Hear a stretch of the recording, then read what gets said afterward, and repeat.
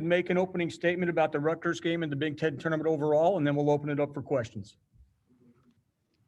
Yeah, well, we're excited to get to Indianapolis and get started. It should be a great event. We're excited that the event was able to be pulled off, moved to Indianapolis.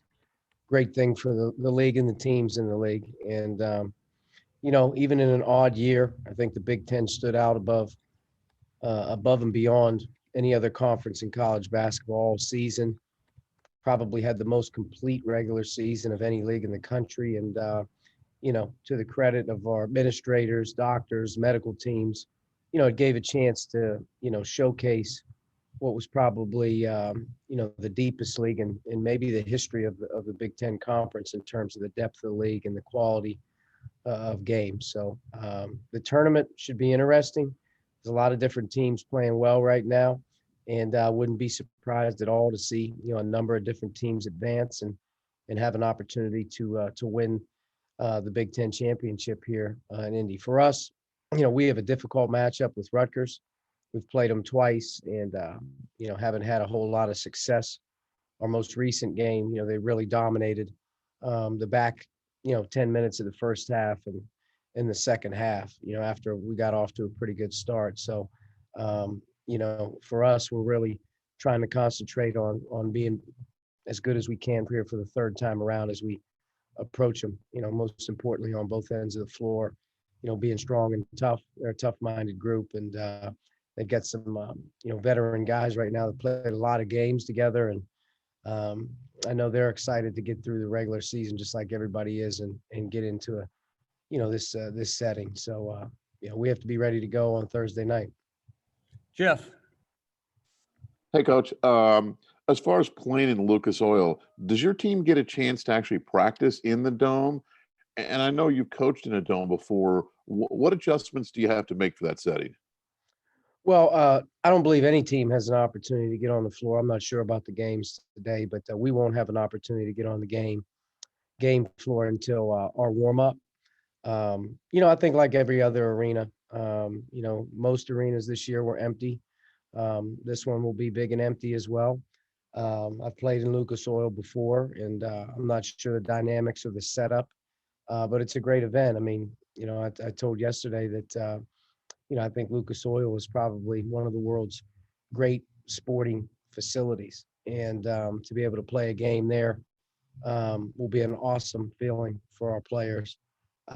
In the league in general will be a great setup. But, depth, perception, playing in domes sometimes offensively, I think they can make a bigger deal out of it than shooting the ball. But, at the end of the day, I think when the game's up, it'll feel somewhat normal just because, all of us have played in empty arenas all year.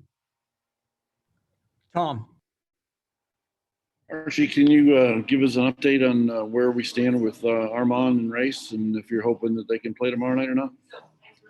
We're hopeful these guys continue to improve. Race is probably a little bit more banged up even than Armand right now, recovering with the nose and the face, and having turned his ankle in the second half against Purdue, it's really kind of eliminated him from being able to work with us a ton. So knowing Race and know how he's been all season, in particular here these last few weeks, as he hasn't been 100%. If he can go, he'll go. He'll definitely probably give it a try.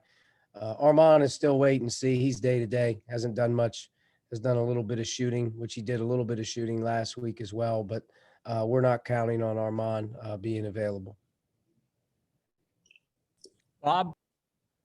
Yeah, hi, Archie.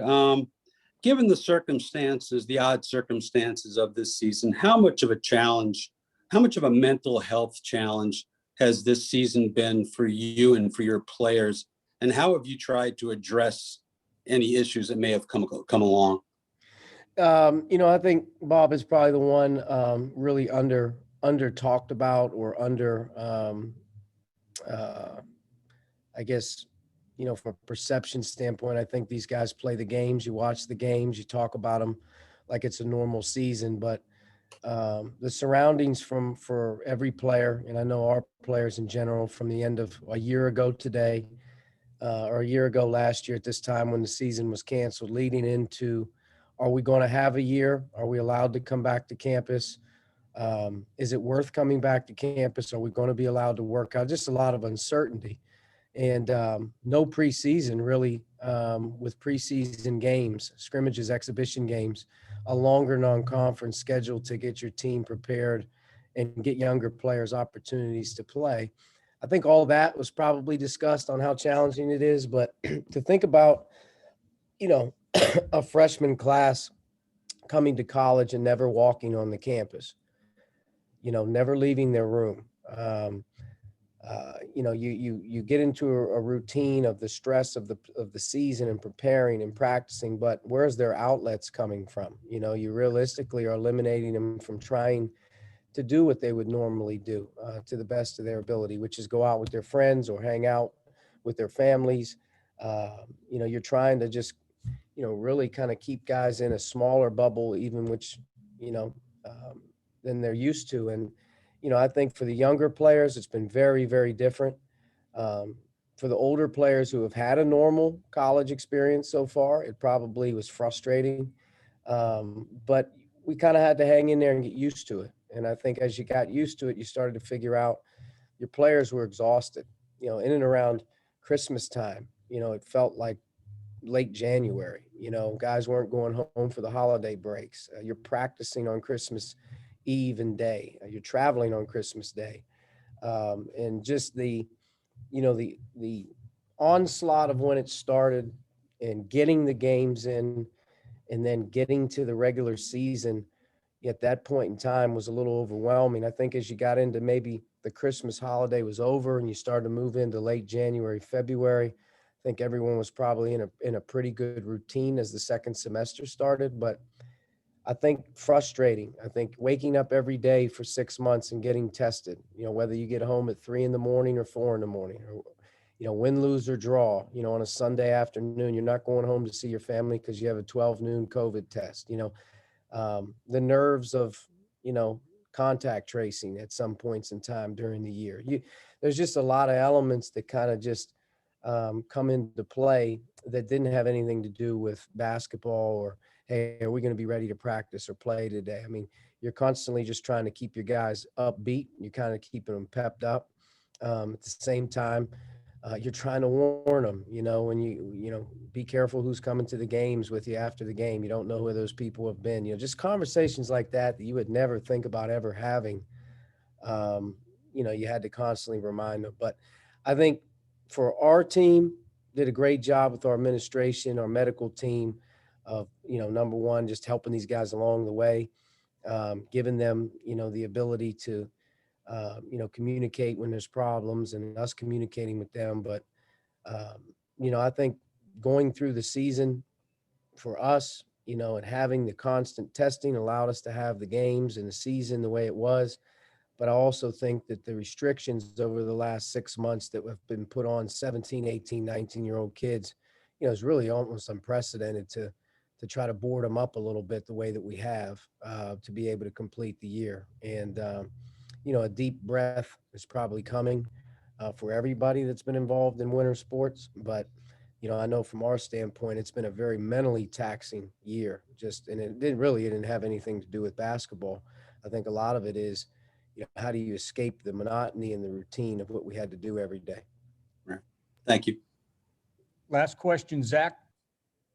Archie, I know Miles Johnson's a guy that you've talked about just kind of admiring his game. I'm curious in particular, and I don't know how kind of far back you've studied his season. It seemed like one of the big changes for him is he's just not getting into foul trouble as much for a guy who obviously is in maybe some of those high leverage situations that might lend themselves to fouls. Early in the season, he was getting 4, he was getting 5 a lot. I think he's only maybe once or twice in Big Ten play even gotten to 4 fouls. Just have you seen a difference in maybe the way he approaches cleaning the glass, protecting the rim, and playing the way he wants to play, but without committing fouls and getting himself into that kind of trouble?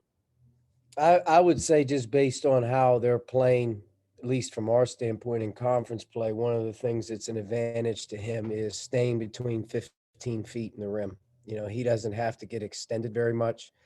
they're not bringing him out and being as aggressive as they usually are at one time, maybe in his career. He doesn't have to be exposed as far away from the basket. And I think if you keep a guy like him in between the rim and his man, that's where he's at his greatest strength. He has incredible hands.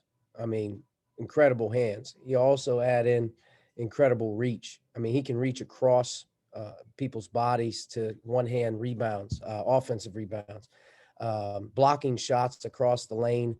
Coming across, he's got a unique ability with great hands, shot blocking ability. He's physical. He's very mobile.